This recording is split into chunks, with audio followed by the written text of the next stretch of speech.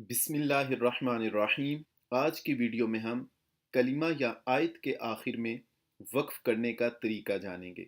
तो सबसे पहले ये बात जहन में रहे कि अगर कलिमा के आखिर में ज़बर आ जाए, ज़ेर आ जाए, पेश आ जाए, दो ज़ेरें हों या दो पेशें हों, तो इन तमाम को वक्फ करते वक्त साकिन कर दिया जाता है।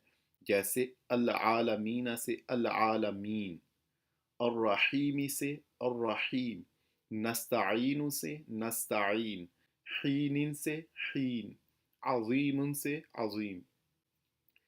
अल्हम्दुलिल्लाहि रब्बिल आलमीन, अल्हम्दुलिल्लाहि रब्बिल आलमीन, अर्रहमानिर रहीम, अर्रहमानिर रहीम, इय्याका नअबुदु व इय्याका नस्ताईन, इय्याका नअबुदु व इय्याका नस्ताईन।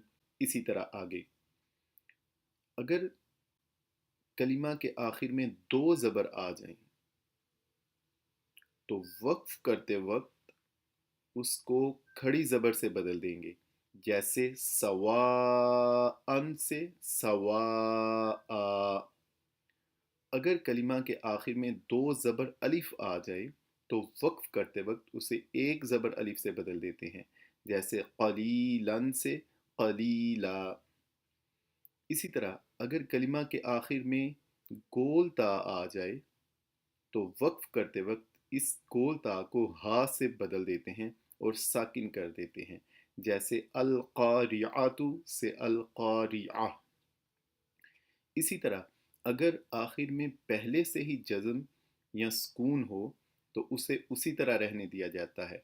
जैसे यूलद से यूलद, लम यलिद वलम यूलद। तो ये वक्फ के दौरान पहले ही साकिन है तो इसी तरह रहेगा। जज़ाकुमुल्लाहु ताला।